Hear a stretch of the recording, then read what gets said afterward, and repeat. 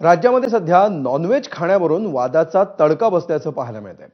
15 August रोजी non veg विक्री बंद करण्यावरून सुरू झालेला वाद अद्यापही सुरूच आहे। आता तर राजकारणाच्या केंद्रस्थानी सुद्धा नॉनव्हेजचा मुद्दा गाजतोय। त्यामध्ये सुप्रिया सुळेंनी नॉनव्हेजवरचं प्रेम व्यक्त केलं आणि नव्या वादाला फोडणी बसली। या निमित्तानं भारतामध्ये किती टक्के लोक नॉनव्हेज खातात याच्याही चर्चा सुरू झाल्या। पाहूया या संदर्भातला हा सविस्तर रिपोर्ट।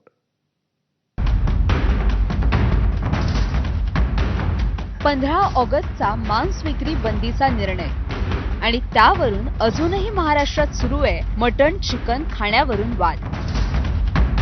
पुण्यातल्या एका सभेत मटण खाण्यावरून विधान केलं आणि त्यावरून राजकारण रंगलं। खाल्ला माझा पांडुरंगाला चालतंय, तुम्हाला काय प्रॉब्लेम आहे? खरंय की नाही? आमचे आई वडील खातात, सासू सासरे खातात, नवरा खातो आणि आमच्या पैशानी खातो बाबा। दुसऱ्यांचं काय नाही, उदार आपला जो है अपना जन्म काय जैसा है अपना ही है। आपण कुणाला मिंदे नाही, जो है डंके की चोट पे दिल खोल के करो। आता यावरून राजकारण रंगलं ही दुसरी गोष्ट, पण एका आकडेवारीनुसार भारतात तब्बल 84% लोक हे मांसाहारी आहेत।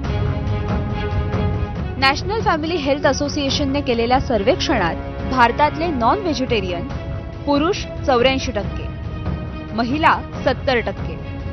महाराष्ट्रातले नॉन व्हेजिटेरियन यामध्ये रोज मटण खाणारे 2.5% महिला तर 3.4% पुरुष, आठवड्यातून एकदाच खाणारे 38% महिला तर 50.4% पुरुष, शाकाहारी 29.4% महिला तर 18% पुरुष आहेत। अनेक वेळा सणासुदीच्या काळात कत्तलखाने मांस विक्रीची दुकानं बंद ठेवली जातात।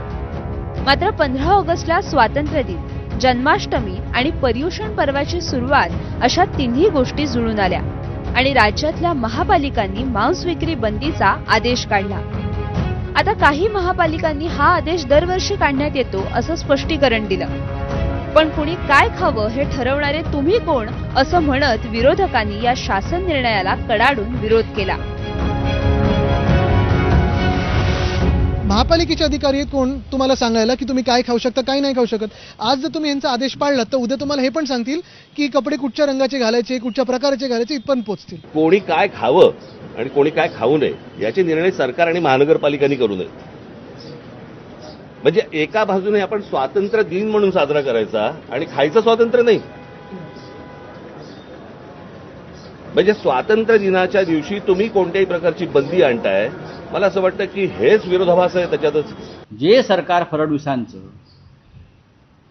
गुवाहाटीला रेडे कापून, बकरे कोंबड्या कापून, बदकं कापून तिथे, हे मी जबाबदारीनं बोलतोय, त्या सरकारला मांस मच्छीचा तिटकारा यावा याचं मला आश्चर्य वाटतंय।